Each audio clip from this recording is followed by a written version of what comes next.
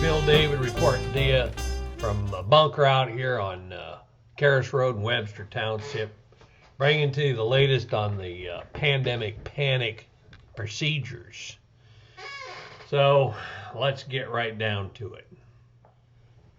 Well, first off, I'd like to make a shout out to you folks that are paying your dues after you get that reminder from the website that your membership has expired. We certainly do appreciate that, and we can use that money to keep this whole operation afloat during these difficult pandemic times. So thanks for sending in your dues. Appreciate that. It's number one.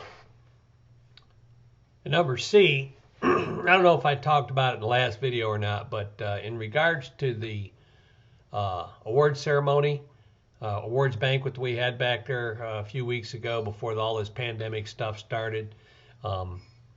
I talked about volunteerism. In case you weren't there, that's why I talked about volunteerism, what it's like to be a volunteer, how important volunteering is and all that stuff. Then I kind of sprung a trap on everybody who was there. I got all excited on account I was pumping them up on how to be a volunteer and how good it is and all that stuff. Then I asked somebody if they'd like to volunteer in the crowd. Of course, they said no, because that's our first instinct as American citizens, not to help somebody else out. It's all about me, right? But anyways, I used my kind of forceful personality, and I said, I'm going to force everybody in here to volunteer, and you'll see what I'm going to do. Well, the idea was to have everybody there send in a name of one of their neighbors or friends, church members, something like that, that was going to go for an airplane ride. Then we was going to have a day in May where it was National Flying Start Day, something that the EAA supports. And we're going to have a big party out there with a cookout and a bunch of other stuff. But that ain't going to work now on account of we got this goddamn pandemic going on, this social distancing and whatnot. Ain't going to let that happen. Well, that's not the only good idea that ain't going to happen. I got another really good one too, and I've been on that social media stuff watching these different things on the YouTube while I do my exercise every day over there on the treadmill. I do about 30-45 minutes of it, but anyway, there's this fella Dan Grider. He used to be an airline pilot for Delta, and he's put together this AQP program. Well, you don't know what an AQP program is, but a few airline pilots that are under this particular, what would you call it, approved means of qualifying and training for aircraft. A few of us know what it was. I was on it at American Airlines. I know Digby's on it. I don't think Doug's on it. He does a 6 months check. But anyway, it's a customized form of training that addresses the issues that cause airplanes to crash in the airlines. And they come up with all kind of acronyms for different scenarios. One of the things that we practice when you get into the simulator or the box is CFIT. It's Charlie Fox India Tango, controlled flight into terrain. It happens all the time. Airline pilots used to do it quite a bit. They've cut it down since we've had this program and this awareness and whatnot. But since we've been practicing how not to run into mountains, folks haven't been running into mountains. How about that? Another thing that they did a few years back, everything, of course, to me is a few years, seemed like it, but it's actually been decades, was the, what do you call it, wind shear escape maneuver. Something you've never heard of, never practiced. You might have seen it on the internet, but we actually get in the box and they have us take off into this really bad wind shear, and we do the escape maneuver, which is a series of procedures, you know, full power, hold your configuration, don't mess with the flaps, a whole bunch of stuff in there, and keeps you from crashing during a severe wind shear on takeoff and landing. And how about that? When was the last time you heard of a wind shear crash or takeoff? So what this feller Dan Grider did is he figured, well, why not come up with an AQP program for private pilots in lieu or instead of a flight review. Now, the FAA, sharp group of folks there, came up with this flight review, biennial flight review. They changed it to a flight review. It's called a flight review now, but everybody refers to it as a biennial flight review. But anyways, it's pretty much not a very effective means of keeping somebody current. I don't care what you say. Speaking from experience, of which I got a lot, and so does Dan Grider and other guys like him, it's pretty ineffective. And instead of doing the stuff that you usually do on a flight review, like steep turns or slow flight or stuff like that you all can barely do anyway, right? Why not do the stuff that's killing private pilots left and right?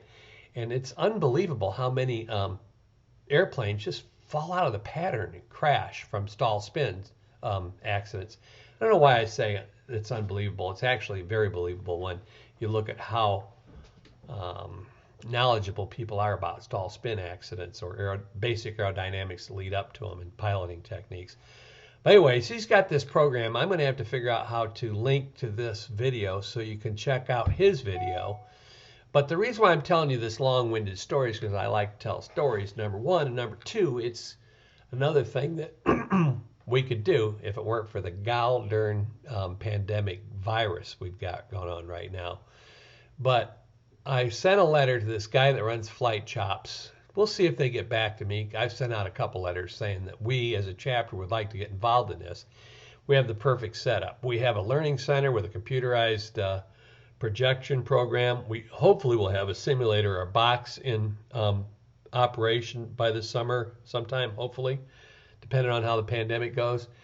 We have a perfect facility for these guys to come in and hold a weekend, what would you call it, session of student pilots or private pilots getting flight reviews, going through this Dan Greider AQP program. So I would help do it, Digby would help do it, Joe Ream would help do it, and along with if Greider or one of those guys shows up. But what the deal is, you'd come in, you'd get a for real check ride, and you'd probably learn a lot from it. So that's another one of the great ideas we got for doing it we can't do on account of the pandemic. Oh, and one thing I forgot to put in there about all this AQP thing is this Greider guy, evidently he plays the guitar, and he likes to combine coming in, doing his thing, then sitting around the campfire at night playing guitars and smoking cigars. Well, I told him we got us a banjo picker, we got us a guitar player, we get anything he needs, and we can utilize the help of our four-wheel drive urban assault grill. We got 8 picnic tables out there. We could have us a real hootenanny. So it sounds like a lot of fun to me. Keep your fingers crossed and hope we can do it this summer. So that stuff's something to think about. But in the meantime, how have y'all been doing in this pandemic situation we find ourselves in? I've been in kind of a funk myself. I was doing pretty good there for a while, getting my model airplanes all sorted out. I got the Beaver flying. I got about 30 or 40 flights on, and the weather's gone to heck. But I'm not getting as much work done on them as I'd like to, basically for 2 reasons. Number one, my wife is at home. And you know, when your wife's at home, she's got better or other ideas for what you need to be doing with your time. Like, I moved 4 trees in one day. I'm 65 or 6 years old, something like that. I don't know how old I am. But I'm kind of old to be pulling trees up. She had me doing that one day all day long. Next day we're up moving shrubs around. I'm cutting grass. I'm cleaning out barns. I'm cleaning out the garage. I'm painting windows. I'm doing stuff I don't like to do. And it shows in my house because I've been spending all my time out at the airport over the past, 10 or 15 years. So she's catching up with me. She's got me now, and she's making me do this stuff. And there's hardly no way I can get out of it, try as I might. But that's not the only thing that's kept me from getting at my airplanes, my model airplanes. I get up and I just kind of want to sit there. And just sit there. It's hard for me to get motivated. It's hard for me to come down here and do this video. I think that's because this thing's setting in on me. And by God, I'm not going to let it get to the best part of me. And I know everybody else has got to be going through something similar. What you do about it, I don't know. But I can't let myself just sit there all day long. I got to get up and do something for the chapter, for my wife, or for myself.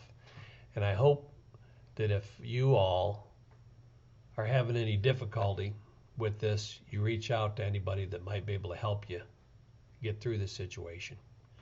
Because it's not going to go away real quick. It's going to be with us for a while. And I think not only is the death toll going to climb, obviously, and the level of contamination, even though it's leveled off, is going to continue for months ahead of us. It's going to be difficult to transition back into real life, as it were, or a pre-pandemic life. I was talking to one of my buddies on the phone the other day, and it's like the administration says, well, it's all going to be great one day. It's going to be over with. We're going to get right back to work. And I kind of said, well, it's kind of like being in a firefight, in a military action, a war or something like that. You're shooting each other every day for, 2 weeks, 6 weeks, 8 weeks, 3 months, 5 months, And then they say the war's over with, ceasefire. Well, are you going to be the first one to stick your head out of the foxhole to see if they shoot at you? You know what I mean? So I don't think anybody's going to be jumping right back into it, and it's going to be a while, and it's taken an emotional toll on all of us. My only hope or my advice, my plea, my concern is that you're aware of it. I try to be aware of it, and we deal with it as best we can.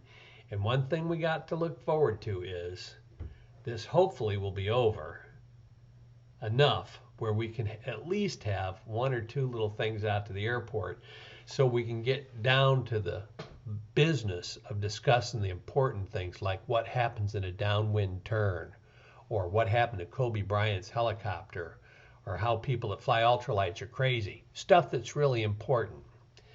So in the meantime, what? Well, in the meantime, take each day as it comes. Try to behave as though you are infected with the coronavirus. Wear a mask. Stay away from each other. It's the vapor in your breath that transmits this disease amongst us. So don't breathe on other people. Don't be in their space. Wash your hands with soap and water. That's all you need to do. Soap kills this virus immediately. That's not an opinion. That's not a political position. It's just a basic scientific fact that soap and alcohol kill this thing almost immediately on contact, and it's very effective in it. Wash your hands, remain socially distant, and remember we're all in this together, right? That's bullshit. You and I have the simple little things to do.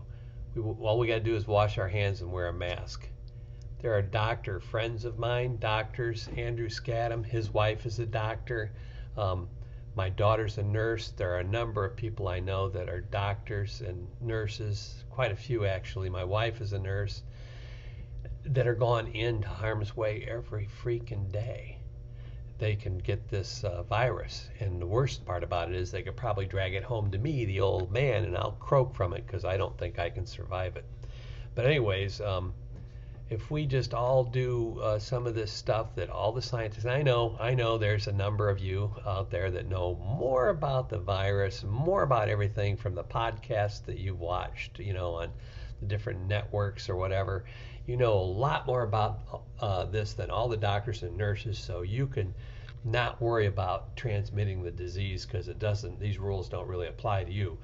But unfortunately, we have that to deal with, but if we had less of that, we can get this thing to level off enough where maybe they can find a treatment for it. Now, they're not going to come up with a virus or with a vaccine within a year or a year and a half from when you say this would start, March.